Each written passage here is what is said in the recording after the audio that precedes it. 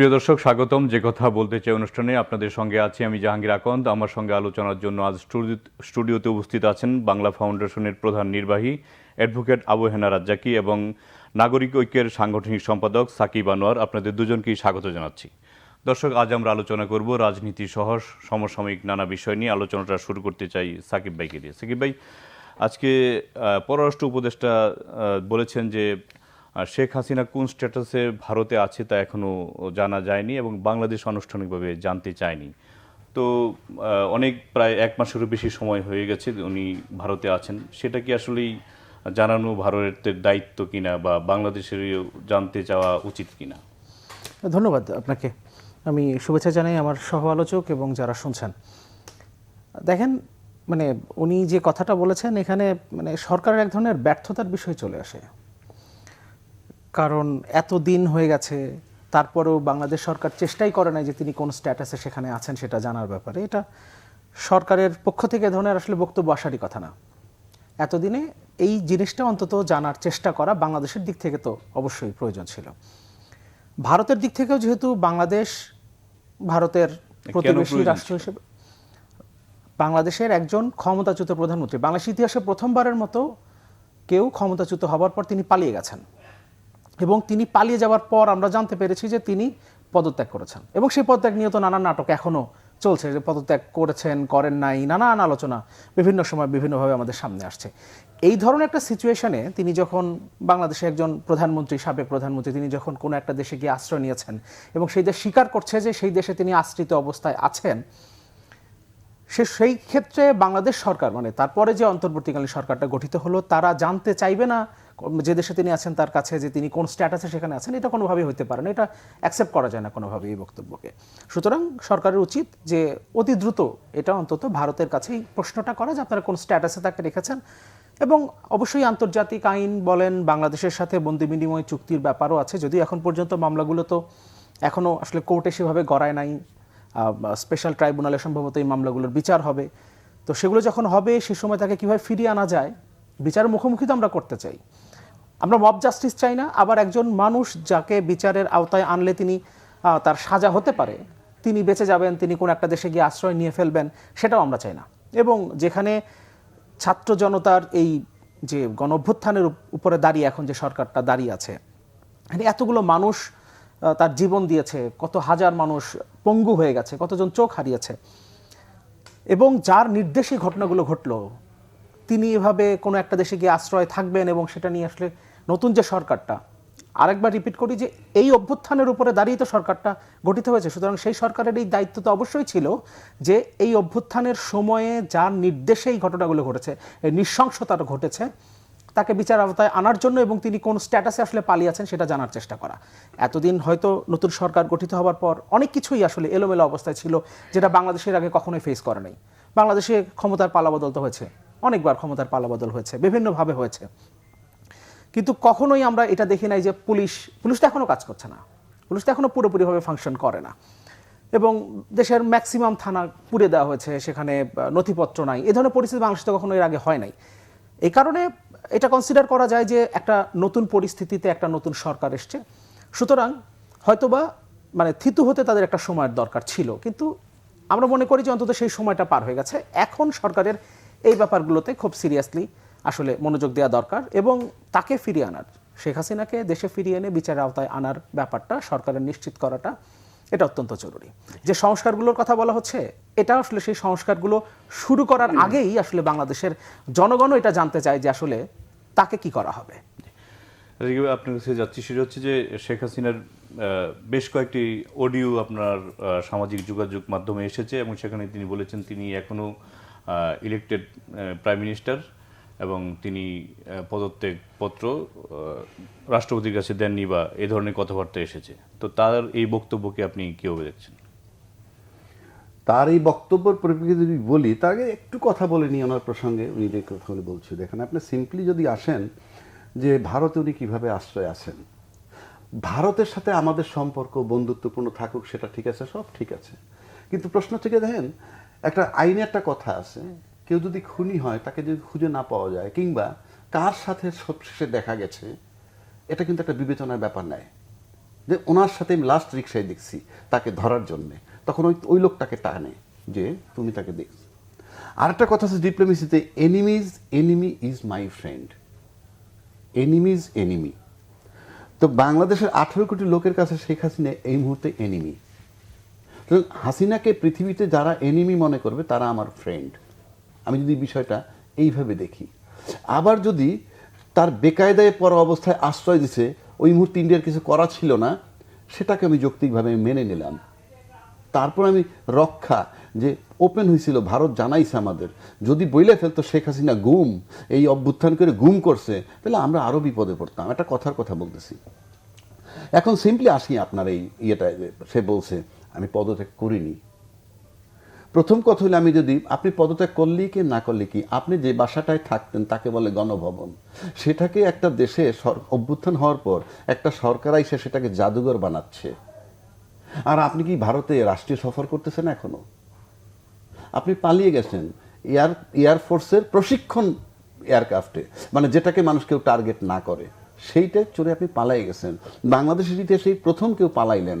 বঙ্গবন্ধু বুলেটের নিচে গেছেন, জিয়াউর রহমান বুলেটের নিচে গেছেন, খুনি মোস্তাক পালান নাই, স্বৈরাচার এরশাদ যাকে বলছি সেও পালায় নাই, খালেদা জিয়াও পালায় নাই। একমাত্র শেখের বেটি, যিনি বারবার বলতেন শেখের বেটি পালায় না, উনি পালাইয়া গেছেন। এবার আসেন, উনি যে বলতেছেন উনি প্রধানমন্ত্রী, আমি জানি না এই যদি তার মেধা হয় সে দেশটা কিভাবে চালাইছে সারা বিশ্ব এখন অ্যাসেস করবে।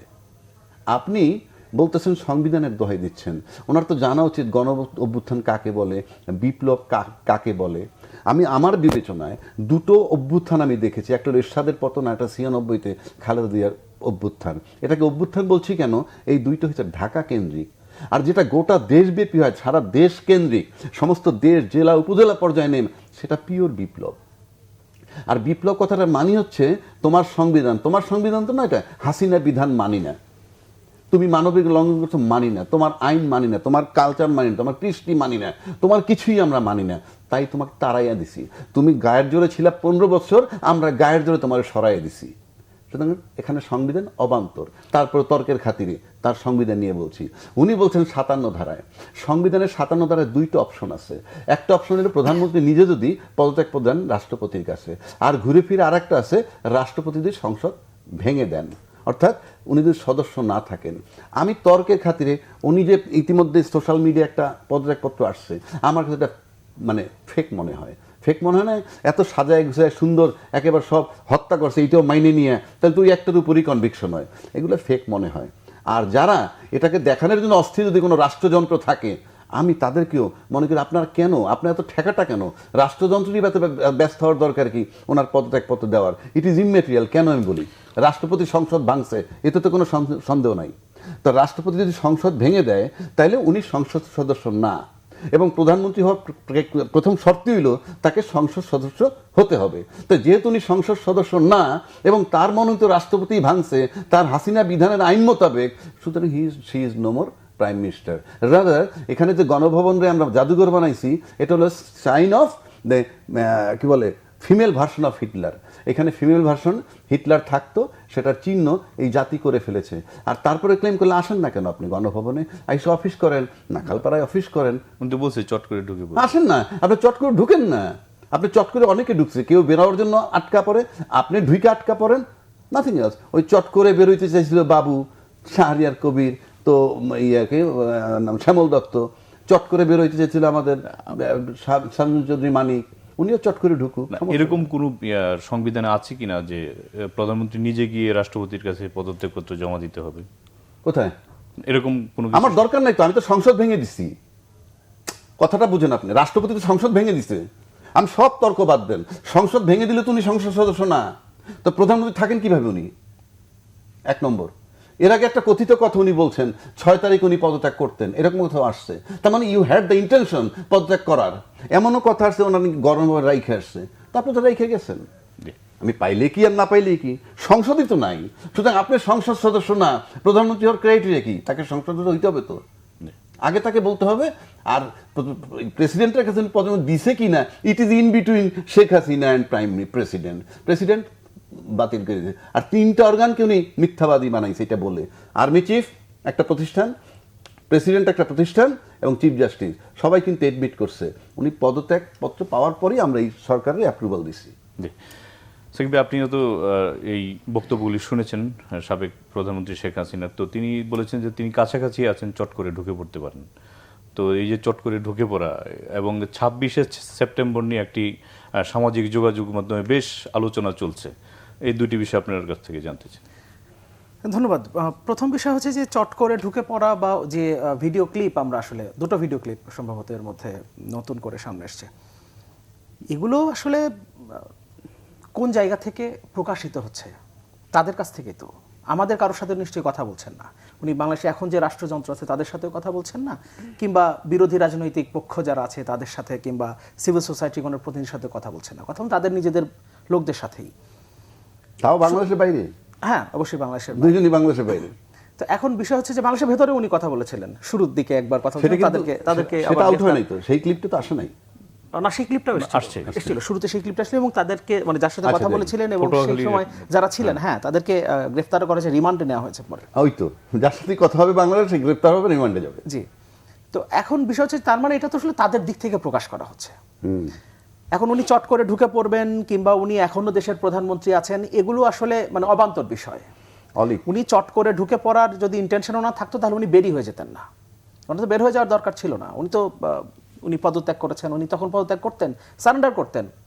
ওনার যদি বাংলাদেশের থাকার, যদি বাংলাদেশে আসার বা থাকার, আবার বাংলাদেশের রাজনীতিতে নিজেকে এস্টাবলিশ করা, নিজের দলকে অন্তত টিকিয়ে রাখার যদি কোনো ধরনের ইন্টেনশন থাকতো, কোনো ধরনের চিন্তা ভাবনা থাকতো, তাহলে তিনি পালাতেন না। উনি যেহেতু পালিয়ে গেছেন, উনি নিজের কথা চিন্তা করেন, দলের লোকজনের কথাও চিন্তা করেন নাই, উনি নিজের বোনকে নিয়ে দেশ থেকে পালিয়ে গেছেন। সুতরাং আবার চট করে ঢুকে পড়ে, এগুলো একদম পুরোপুরি অবান্তর বিষয়।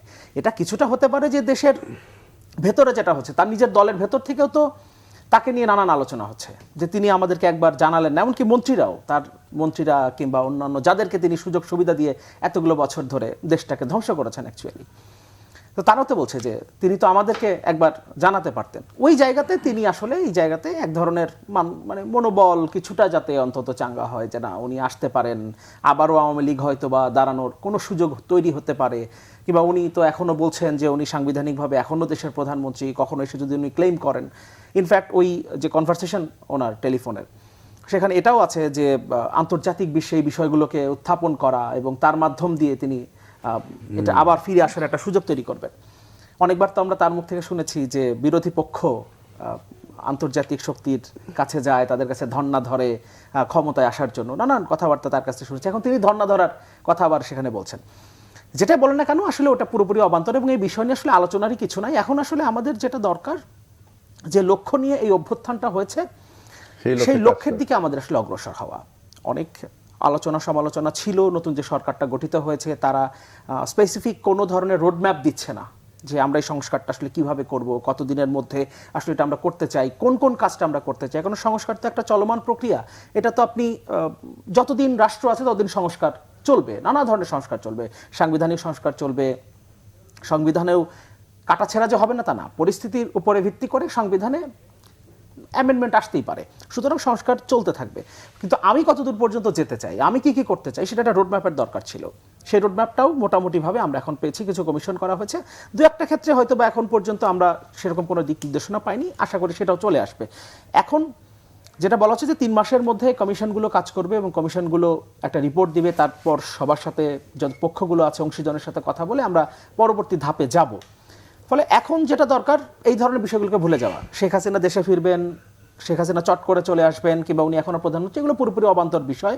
এখানে সাংবিধানিকভাবে উনি প্রধানমন্ত্রী কিনা, উনি পদত্যাগপত্র দিলেন কিনা, কিংবা ইনফ্যাক্ট রাষ্ট্রপতিও আসলে সংসদ ভেঙে দিয়েছেন, এগুলো সবকিছুই অবান্তর। যেটা রাজাকি ভাই বলছিলেন যে এটা তো আসলে একটা বিপ্লবের উপরে দাঁড়িয়ে আমরা এখন নতুন একটা বাংলাদেশ তৈরি করছি, নিউ রিপাবলিক আসলে আমরা বলতে পারি একরকম ভাবে।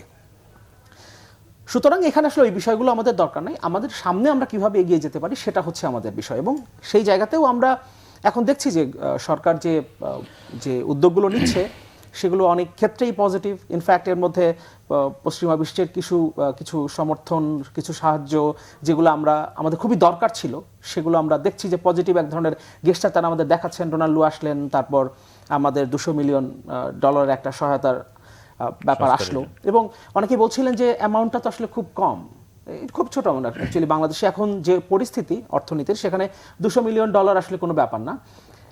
কিন্তু বিষয় হচ্ছে অ্যামাউন্টটা থেকে ইম্পর্টেন্ট হচ্ছে যে তাদের অ্যাটিটিউড কি বাংলাদেশের এই গভর্নমেন্টের প্রতি এবং নতুন বাংলাদেশের প্রতি তাদের অ্যাটিটিউডটা আসলে আমাদের জানার দরকার ছিল। কারণ ওয়েস্ট কেন্দ্রিক অনেকগুলো প্রতিষ্ঠান আছে, ওয়ার্ল্ড ব্যাংক আছে, জাইকা, এডিবি, আইডিবি, ইউএসএ তো তার প্রতিনিধি তাদের সাথে এসেছিলেনই। আমরা দেখেছি আজকে সম্ভবত $2 বিলিয়ন ওয়ার্ল্ড ব্যাংক দেওয়ার জন্য একটা প্রতিশ্রুতি তারা দিয়েছে।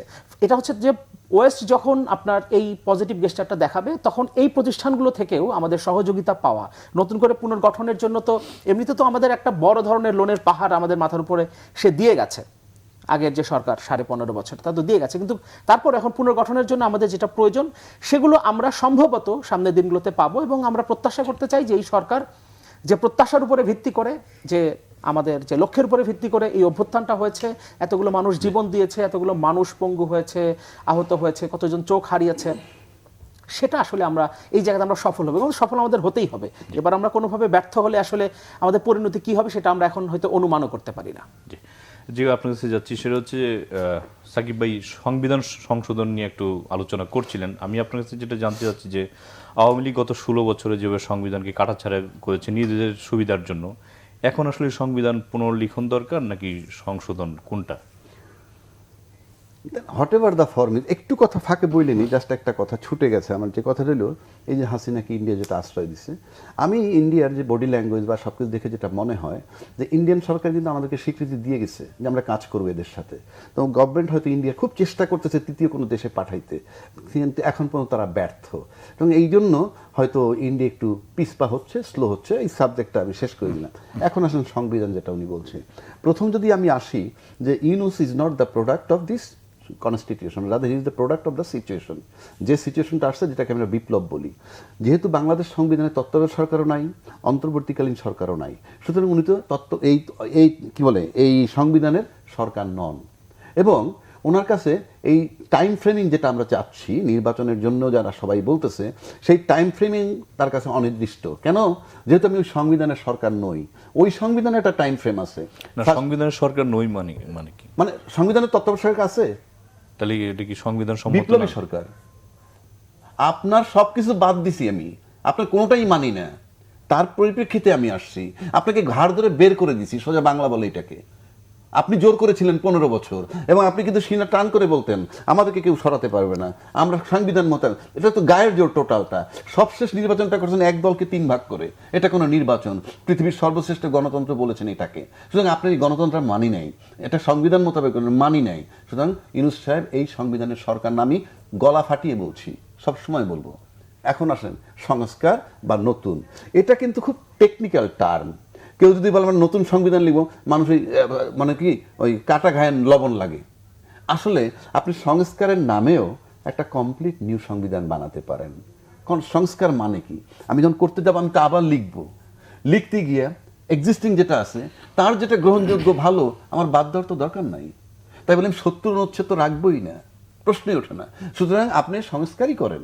এই সংস্কার করলেও সেটা আমূল পরিবর্তন করলে এটা একটা নিউ শেপ হয়ে যাবে। কারণ অ্যাকচুয়ালি তো 53 বছর বয়সে এই সংবিধানটা, এবং এটার 17 বার কাটাছিড়া করছেন। আপনি বলেন, নিজেই বলেন না, একটা বিল্ডিং বারবার যদি আপনি শেপ চেঞ্জ করেন, তা ওতে যে কষ্ট হয় বা সময় যায়, কালক্ষেপণ যায়, ব্যয় হয়, তার যে বিল্ডিংটা ভেঙে নতুন বানানো অনেক সুন্দর। এই যে ডেভেলপাররা বিল্ডিং বানাইতেছে পুরোটা ভেঙে, কিন্তু এটাকে যদি এই রিপেয়ার কইরা এক্সট্রা বিম লাগে ওইটা করতে যায়, হবে না। সুতরাং আপনার সংবিধান ডাইরেক্ট আর ইনডাইরেক্ট নিউ শেপই নিবে। এবং সেটাকে এখন আসেন এই করতে গেলে কিছু লোকের দায়িত্ব দিচ্ছে, যেমন সংবিধানের ব্যাপারে নির্বাচন কমিশনের ব্যাপারে দায়িত্ব দিচ্ছে যেমন বদিউল আলম সাহেবকে, আর সংবিধানের ব্যাপারে স্বাধীন মালিক সাহেবকে। এরা কিন্তু কমিশনের চেয়ারম্যান বানানো হয় নাই। ওনারা কিছু মতামত একটা কমিশন গঠন করবেন আগে কিছু লোক নিয়ে। তার আগেই যখন প্রস্তাব দিয়ে ফেলেন একজন লোক, যেমন বদিউল আলম সাহেব বলছেন নির্বাচনের সংক্রান্ত ব্যাপারে যে আওয়ামী লীগ যদি নির্বাচনে নাও আসে তথাপি নির্বাচন অবৈধ হবে না। কথাটা একদম ইরিলেভেন্ট, এটা তার কাজ নয়। তার আক্ষেপ থাকতে পারে, আমি আওয়ামী লীগের বিরুদ্ধে আমার আক্ষেপ সবাই জানে, আছে, এখনো আছে, কিন্তু আমাকে যদি ওই দায়িত্ব দেয়, এর সাথে এটা প্রাসঙ্গিক নয়। আজকে দেখলাম তারেক জিয়া সাহেব ওই যে অনলাইনে বলতেছে, সে একটা ভালো কথা বলছে। সেটা কোনটা? বলছে এই যে সরকারটা আমরা অর্জন করলাম, এই সরকারকে ব্যর্থ হতে দেওয়া যাবে না। এটা যেমন সত্য, আবার এই সরকারের জন্য নিজের দোষে নিজে ব্যর্থ না হন। দুইটা কথাই আমার কাছে ভালো লাগছে। এটা নিয়ে আলোচনা করবো, আমরা একটা বিরতি নেব। ঠিক আছে। জি। প্রিয় দর্শক, নিচ্ছি ছোট্ট একটি বিরতি, সঙ্গেই থাকুন, ফিরছি কিছুক্ষণ পর।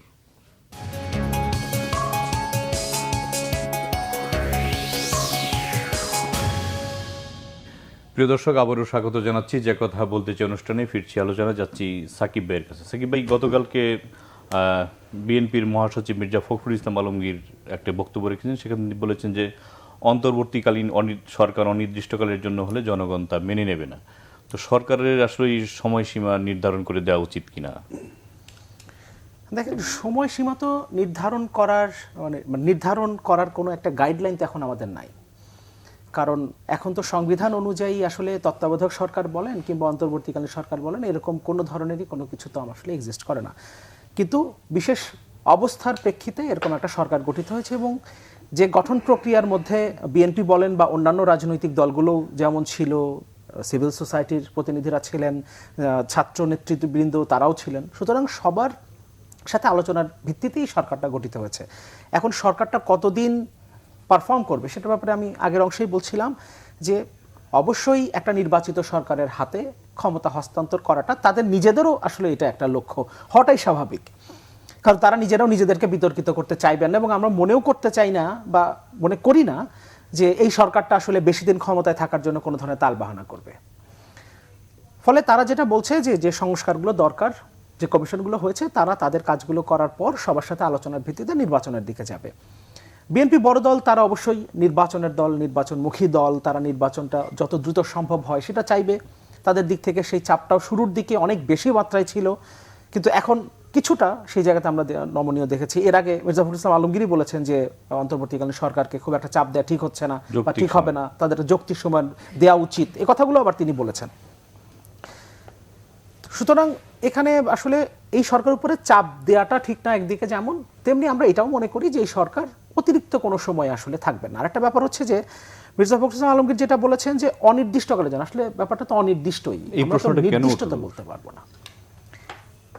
কোনটা যে অনির্দিষ্ট সময় পারে? হ্যাঁ, নানান ধরনের আলোচনা আছে। যেমন ধরেন গতকাল ব্র্যাকের একটা ইনস্টিটিউট আছে সম্ভবত, governance studies or development studies, এরকম একটা, তাদের একটা জরিপ প্রকাশিত হয়েছে, যেখানে বলা হয়েছে যে যতদিন ইচ্ছায় সরকার ক্ষমতায় থাকুক, সামথিং লাইক এই ধরনের কিছু ব্যাপার, এখানেই আসলে বেশি লোক মত দিয়েছেন এরকম।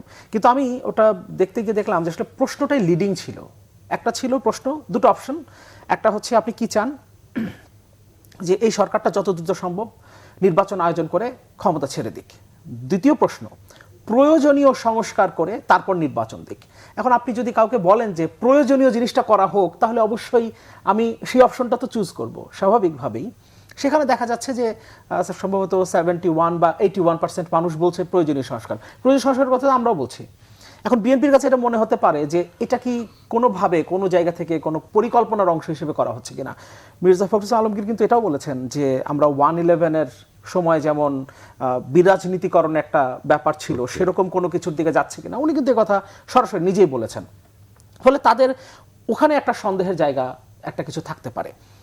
প্রশাসনের ভেতরে এখন আমরা দেখছি, কয়েকদিন আগে ডিসি নিয়োগের সময় আমরা দেখলাম সেখানে সম্ভবত 56 জন আছেন যারা আওয়ামী লীগের সময় যাদেরকে আসলে ডিসি হিসেবে নিয়োগ দেওয়ার জন্য যে প্যানেলটা ছিল বা যে তালিকাটা ছিল সেখান থেকে দেওয়া হচ্ছে।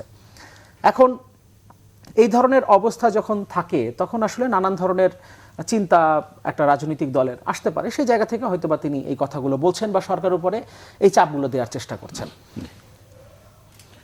জি, ধন্যবাদ। আমরা রাজাক ভাই আপনার কাছে একটু আসছি, সেটা হচ্ছে যে এই যে সংস্কার প্রক্রিয়া যেটা শুরু হচ্ছে, এটা আসলে কতদিন লাগা উচিত বা কতদিনের মধ্যে শেষ করা উচিত?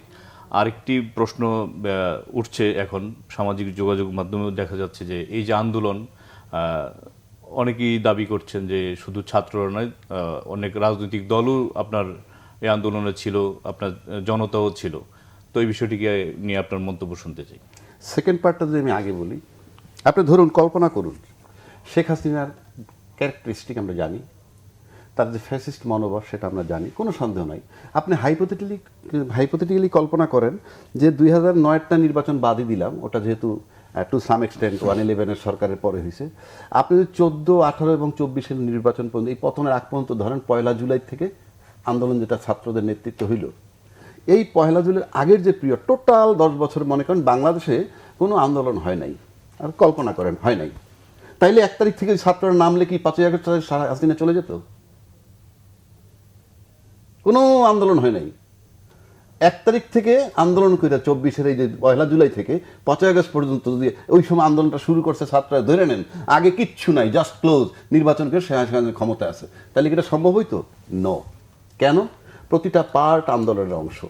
যেমন ধরুন আপনি বিডিআর কিলিং হইল, সেখান থেকে একটা আন্দোলনের পার্ট আসছে, চাপা ছিল।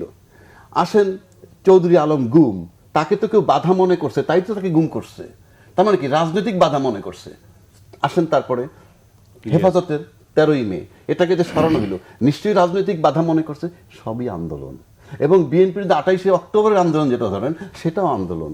আপনি বলেন আন্দোলন করতে করতে একটা জায়গায় বিস্ফোরিত হতে হয়। আপনার যদি আমরা আরেকটু পিছনে যাই, আপনি 47 মানবেন, তারপরে 52 মানবেন, তারপর 69 মানবেন, তারপর হয়েছে 71।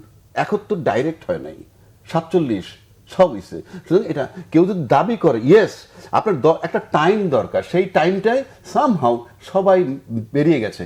এবং আরেকটা স্ট্রাইক করছে আর্মি চিফ, সে তো গুলি চালাইতে পারতো, তাকে বারণ করছে কে? তাকে তো বরং ইনসিস্ট করা হয়েছিল গুলি চালাইতে, সে চালায় নাই বইলে এটা হয়েছে। না হয়তো আরো 5,000 10,000 ছাত্র মারা যেত, হয়তো আরো 7 দিন সার্ভাইভ করতে এই গভর্নমেন্ট, তারপরে চলে যেত। যে আন্দোলন যে স্ট্রাইক করছে বলে এটা হয়েছে, কিন্তু আন্দোলনটা কিন্তু দীর্ঘ 10, 12, 14 বছরের। কাজে কেউ যদি একক কৃতিত্ব নেয়, আমি শিওর থাকতে পারেন যে তারা তাহলে ওইখান থেকে তাদেরকে সরে যেতে হবে।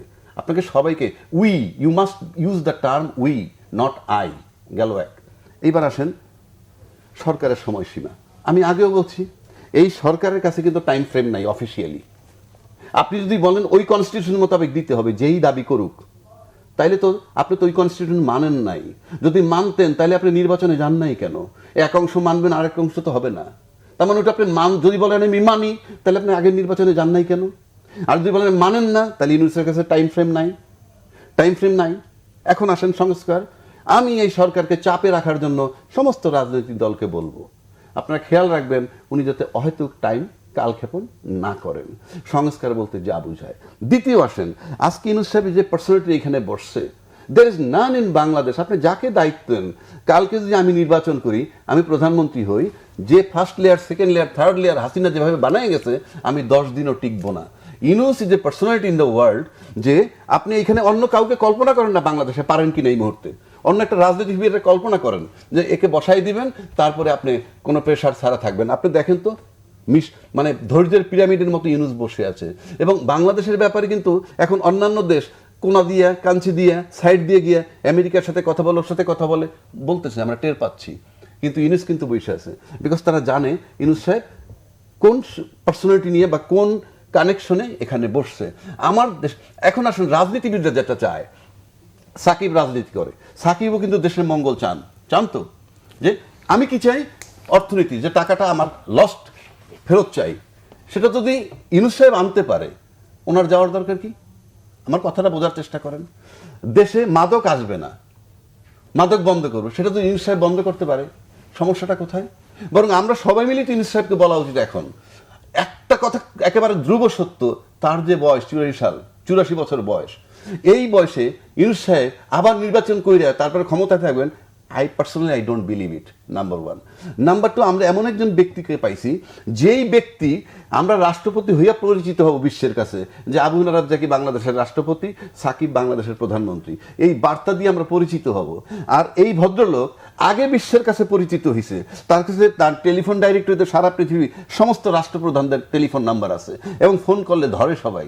সেই লোকটাকে আমরা বসাইছি, মানে আগে কানেক্টেড, পরে বসা। সুতরাং ইউনুস সাহেব যেটা করতে পারবে for the greater interest of the people, আমি মনে করি সবাই সাপোর্ট করা উচিত। এবং আজকে তারিখ যেটা আমি আগে বলছিলাম, এই কথাটা আমার কাছে ভালো লাগছে, যে ওনাকে সময় দেওয়া হোক এবং ওনার আমাদের অর্জনটা যাতে নষ্ট না হয় এবং তাদের নিজেদের দোষেও যাতে আবার তাদের অবস্থাটা নষ্ট না হয়। তার মানে বোঝা যায় দলমত নির্বিশেষে সবাই তাকে একটা সময় দিতে চায়।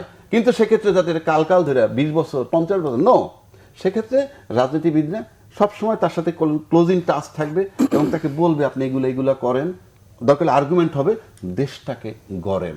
জি। আর যেটা আপনারা করতে চান সেটা ইউনূস সাহেবকে বলেন, না করলে আমরাও আপনার সাথে যাব। সাকিব ভাই, রাজ্জাকি ভাই আলোচনা করছিলেন যে আজকে নয়াপল্টনে একটি সমাবেশ হয়েছে বিএনপি, সেখানে ভারপ্রাপ্ত চেয়ারম্যান তারেক রহমান বলেছেন যে অন্তর্বর্তী সরকারকে ব্যর্থ হতে দেওয়া যাবে না। অন্তর্বর্তী সরকারের ব্যর্থতা মানেই হচ্ছে জনগণের ব্যর্থতা, এবং তারা যেন ব্যর্থতার কারণ না হয়ে দাঁড়ায় সেটিও সরকারকে খেয়াল রাখতে হবে। তো তারই বক্তব্যকে আপনি কীভাবে দেখছেন? জি, ধন্যবাদ। আমি আপনার এই প্রশ্নের উত্তর দেওয়ার আগে যেটা আপনি রাজ্জাকি সাহেবকে যে প্রশ্নটা করেছিলেন যে একক কৃতিত্বের ব্যাপারে, ওখানে আমি আমার দু একটা কথা একটু অ্যাড করতে চাই। হাইপোথেটিক্যালি রাজ্জাকি ভাই যেটা বললেন যে আমরা যদি ধরে নিই যে আগের 15 বছরে কোনো আন্দোলন হয় নাই, তাহলে পরিস্থিতির আসলে কি হতো। হাইপোথেটিক্যালি আমরা এটা ধরি, একদম এই আন্দোলনের সময় যেটা হয়েছিল, আপনার ক্যাম্পাসগুলো যখন বন্ধ করে দেওয়া হলো, তখন কমপ্লিট শাটডাউনের একটা ঘোষণা আসলো ছাত্রদের, বৈষম্য বিরোধী ছাত্র আন্দোলনের পক্ষ থেকে। এবং তারপর দিন যাত্রাবাড়ি, বাড্ডা, বনশ্রী এবং উত্তরায়, এখানে বেসরকারি বিশ্ববিদ্যালয়ের শিক্ষার্থী এবং সাধারণ মানুষ, একদম সাধারণ মানুষ সেখানে নেমে আসলো। ওটা যদি নেমে না আসতো, হ্যাঁ, তাহলে আপনি বলতে পারেন যে বৈষম্য বিরোধী ছাত্র আন্দোলনের যে কমপ্লিট শাটডাউনের যে ঘোষণা, এবং তারপর সারা দেশে জেলা, উপজেলা, ইউনিয়ন পর্যায়ে যেভাবে আন্দোলনটা ছড়িয়ে পড়েছে, এবং আপনি যদি সারা দেশের হিসাবটা নেন, যেটা আমরা এর মধ্যে জানতে পারলাম, সম্ভবত গত পরশু মির্জাফর ইসলাম আলমগীর জানালেন যে 422 জন বিএনপির নেতাকর্মী মারা গেছেন, 423 জন, এবং টোটাল সংখ্যাটা 875 এরকম, হয়তো সংখ্যাটা আরো বাড়বে, কিন্তু এর মধ্যে 422 জন বিএনপি নেতাকর্মী মারা গেছেন। এবং বিভিন্ন জায়গায় আমরা আসলে সেটা দেখেছি, বিশেষ করে ঢাকার বাইরে যদি আমরা দেখি, সেখানে রাজনৈতিক দলগুলোর নেতাকর্মী, অর্গানাইজড ফোর্স আমরা আসলে যাদেরকে বলছি, তারা কিন্তু মূল প্রতিরোধটা প্রথমে গড়ে তুলেছে, তারপর আসলে তাদের সাথে সাধারণ মানুষ আস্তে আস্তে সম্পৃক্ত হতে শুরু করেছে। সুতরাং ছাত্ররা যদি এখন এটা দাবি করার চেষ্টা করে, অবশ্যই তাদের কৃতিত্বকে কিন্তু কোনোভাবে ছোট করে দেখার কোনো সুযোগ নাই, তাদের নেতৃত্ব হয়েছে, তারা যে ঘোষণাগুলো দিয়েছে, কমপ্লিট শাটডাউনের ঘোষণা দিয়েছে, বাংলা ব্লকেড ঘোষণা করেছে, যে শব্দগুলো, যে টার্মগুলো তারা ব্যবহার করেছে, যেভাবে তারা চেয়েছে, সাধারণ মানুষ এবং রাজনৈতিক দলের নেতাকর্মীরা কিন্তু সেগুলোকে অনুসরণ করেছে। সবচেয়ে বড় বিষয় ছিল রাজনৈতিক দলগুলো কিন্তু কৃতিত্ব নেওয়ার কোনো চেষ্টা করে নাই। আমি নিজে যেহেতু রাজনীতি একজন কর্মী, আমরা নিজেরাও আমাদের অবস্থানটা এমন ছিল যে কোনো একটা জায়গায় আমরা যাব, সেখানে আমাদের কোনো ব্যানার, আমি কোন রাজনীতির থেকে এসেছি, এ ধরনের কোনো ধরনের আমার অবস্থানটা সেখানে বোঝানো কোনো দরকার নাই। আমি তাদের একটা অংশ হিসেবেই এই আন্দোলনে সম্পৃক্ত হব, এবং আমরা সেভাবেই আসলে এর সাথে ছিলাম। আরেকটা বিষয় হলো যে এখানে মাস্টার মাইন্ড বা এই ধরনের কিছু আলোচনাও আসলে বিভিন্ন সময় এসছে। দেখেন, এই আন্দোলনগুলো স্পার্ক করেছে, প্রথম স্পার্ক করলো শেখ হাসিনা, তখন স্বৈরাচারের নাতিরা সুযোগ পাবে কিনা এই ধরনের একটা কথা বললেন, রাজাকারের নাতি। আচ্ছা, শেখ হাসিনার মুখ থেকে রাজাকারের নাতিপতি এই শব্দটা বের করা, এটা কি কোনো পরিকল্পনার অংশ ছিল? আমার তো মনে হয় না। এটা নিশ্চয়ই কোনো মাস্টার মাইন্ডের প্ল্যান ছিল না যে এইভাবে আমি যদি এগোই, তাহলে কোনো একটা দিন গিয়ে হঠাৎ কোনো এক সন্ধ্যায় প্রভাস আমিন এই প্রশ্ন করবেন, আর তার উত্তরে শেখ হাসিনা এই রিপ্লাইটা দিবেন, যে কারণে শিক্ষার্থীরা ইউনিভার্সিটি তার হলগুলো থেকে বের হয়ে আসবে, তারপর এই পরিস্থিতিটা তৈরি হবে। এটা নিশ্চয়ই কোনো পরিকল্পনার অংশ ছিল না। বিপ্লব মানেই, অভ্যুত্থান মানেই স্বতঃস্ফূর্ততা। এখানে ছাত্র জনতার কথা বলছি, জনতা অংশটা কিন্তু বাদ দেওয়া যাবে না, এবং জনতার মধ্যে কিন্তু রাজনৈতিক দলের নেতাকর্মীরা জনতার অংশ হিসেবে কিন্তু এই আন্দোলনে ছিলেন। দ্বিতীয় স্পার্ক করলো কখন? আবু সাইদ মারা গেছেন অনেকেই, প্রত্যেকের জায়গা থেকে আমরা তাদেরকে শ্রদ্ধা করি, আমরা তাদেরকে স্মরণ করি। আবু সাইদের বিষয়টা আলাদা করে আমরা বলি কেন? কারণ ওই যে তার একটা গেস্টার ছিল, তিনি দুহাত ছড়িয়ে দিয়ে যেভাবে বুক পেতে গুলিটা তার গায়ে লাগলো এবং তিনি সেখানে শহীদ হলেন, সেটা কিন্তু স্পার্ক করেছিল। এটা নিশ্চয় কোনো পরিকল্পনার অংশ ছিল না যে রংপুরে কোনো একটা ছেলে দুহাত প্রসারিত করে এই হত্যাকাণ্ডটা যেটা ঘটিয়েছে শেখ হাসিনা তখনকার সরকার, সেটা আসলে এভাবে হবে। সুতরাং এটা আসলে কোনোভাবেই কোনো একজন মাস্টার মাইন্ডের কোনো একটা পরিকল্পনার অংশ হিসেবে এইভাবে আসলে এই অভ্যুত্থানটা হয় না। এখানে সারা দেশে 18 কোটি মানুষেরই, ওই আওয়ামী লীগের গুটি কয়েক, এটা আসলে পার্সেন্টেজ হিসাবও করা যায় না, ওই কয়েকজন মানুষের বাইরে, এবং তখন রাষ্ট্রযন্ত্র আসলে শেখ হাসিনা সরকারের গত 15.5 বছরের যে স্বৈরাচারী শাসন আমল যেভাবে সে রাষ্ট্রযন্ত্রকে তৈরি করেছে, সেই রাষ্ট্রযন্ত্র সেভাবে তখন বিহেভ করেছে। এর বাইরে পুরো দেশের 18 কোটি জনগণের অংশগ্রহণে আসলে অভ্যুত্থানটা হয়েছে। এখানে কোনো একটা পক্ষকে আলাদা করে কোনো কৃতিত্ব দেওয়ার কোনো সুযোগ আসলে নাই। আর আপনি যে প্রশ্নটা করলেন, খুব সংক্ষেপে বলি, অবশ্যই আমরা মনে করি, এবং আমি আগের অংশেও এটা বলছিলাম, যে এই সরকারকে, অন্তর্বর্তীকালীন সরকারকে কোনোভাবেই ব্যর্থ হওয়া যাবে না। এটা বাংলাদেশের এক্সিস্টেন্সের বিষয়, এবং যে অভ্যুত্থানটা হয়েছে, এটাকে অভ্যুত্থান বলি বা বিপ্লব বলি, যেটাই বলি না কেন, এটা ব্যর্থ হয়ে যাবে যদি এই সরকার ব্যর্থ হয়। সুতরাং এই সরকার ব্যর্থ হওয়া যাবে না। আমরা যে গঠনমূলক সংস্কার দেশের চাই, যে পরিবর্তন চাই, যে নতুন বাংলাদেশের কথা বলি, সেই নতুন বাংলাদেশের সূচনাটা তাদের হাতে হতে হবে, এবং তারপর এটার কন্টিনিউটি হবে জনগণের নির্বাচিত প্রতিনিধিদের দ্বারা, পার্লামেন্টের মাধ্যমে সেটার কন্টিনিউটিটা চলতে থাকবে, এবং আমরা নতুন একটা বাংলাদেশ নিশ্চয়ই দেখতে পাবো তখন। রাজ্জাকি ভাই, আপনার কাছে যাচ্ছি, আমরা শেষ করবো আপনাকে দিয়েই, যে সেটা হচ্ছে যে আজকে তারেক রহমান আরেকটি বক্তব্য দিয়েছেন যে মাফিয়া সরকার প্রধান দেশ ছেড়ে পালালেও তাদের দোসররা প্রশাসনের মধ্য থেকে অন্তর্বর্তী সরকারকে বারবার চ্যালেঞ্জ ছুড়ে দিচ্ছে। আসলে তার এই বক্তব্য, আমি টু সাম এক্সটেন্ট এটাকে মনে করি কারণ আছে। এর কারণ হচ্ছে, দেখেন, আমরা যদি অফিসিয়ালি যাই, 626 জন লোক আটকা পড়েছিল। এই 626 জন কিন্তু আওয়ামী লীগের একটা সুপার দোসর, কোনো সন্দেহ নাই। তার ভিতরে কেউ কেউ এয়ারপোর্টে গেছে, ধরা পড়েছে শুনছি, পরে শুনছি বেলজিয়াম, এরকম শোনা গেছে। তাদের সংখ্যা খুব কম, হয়তো 8-10 জন বা 5 জন, যাই পাই না কেন। বাকিরা কিন্তু দেশে আছে, এবং প্রত্যেকের কাছে, কারো কাছে বোধহয় মিনিমাম এই মুহূর্তে 20-50 কোটি টাকা ক্যাশ ছাড়া নাই, একেবারে নগদ থাকলেও। কারণ আমরা দেখছি হাজী সেলিম যখন আটক করার আগে তার এলাকায় কিন্তু আন্দোলন করছে তার পক্ষে, মানে উনি একজন ভালো মানুষ ইত্যাদি। এগুলো তো টাকা বিলি করে করছে, কারণ গ্রাসরুট লেভেলে আওয়ামী লীগের বিএনপির বাচ্চাগুলো আপনি চিনবেন না, ওরাই শাউটিং করছে। তারপরে কঠোর পর কিন্তু শাউটিং শেষ। তার মানে এখানে যারা আটকা পড়েছে তাদের সার্ভাইভালের জন্য, টেকার জন্য এক্সওয়াইজেডকে অবলম্বন ধরে কিছু টাকার ছড়াছড়ি আছে, সেটা চলছে না যে তা না।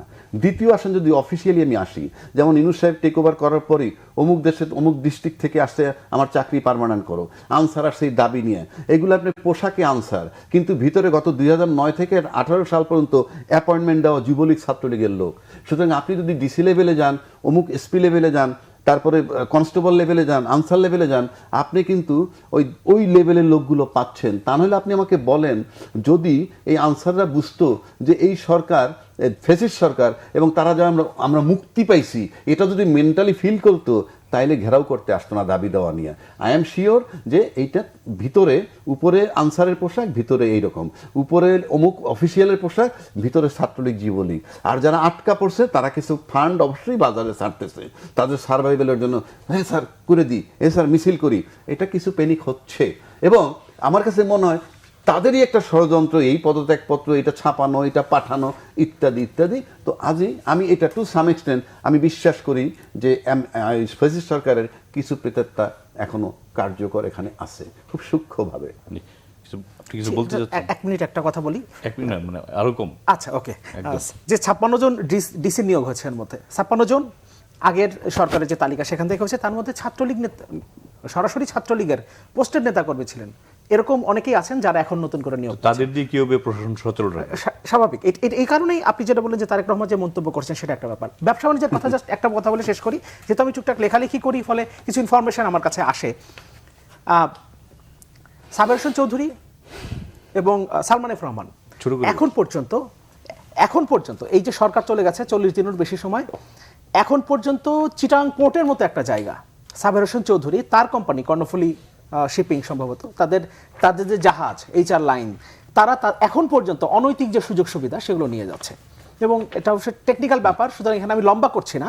আমি জাস্ট কথাটা এই কারণে বললাম যে এখন পর্যন্ত তাদের সুযোগ সুবিধাগুলো তারা বিভিন্ন ফর্মেট তারা নিয়ে যাচ্ছে। প্রশাসনের ভেতরে থেকে ব্যবসা বাণিজ্যের যে সুযোগ সুবিধা সেগুলো কিন্তু তারা নিয়ে যাচ্ছে। হয়তো তারা সিনে নাই, পেছন থেকে তাদেরকে কেউ না কেউ হয়তো সহযোগিতা করে। যত গ্রেফতার করবে ততটা কমে আসবে। জি, আপনাদের দুজনকে ধন্যবাদ জানাচ্ছি। আমরা শেষ পর্যায়ে, প্রিয় দর্শক, আজ এ পর্যন্তই। কাল দেখা হবে একই সময়। ভালো থাকবেন, সুস্থ থাকবেন, সে প্রত্যাশায় আজকের মতো এখানে বিদায় চাইছি। সঙ্গে থাকার জন্য ধন্যবাদ সবাইকে।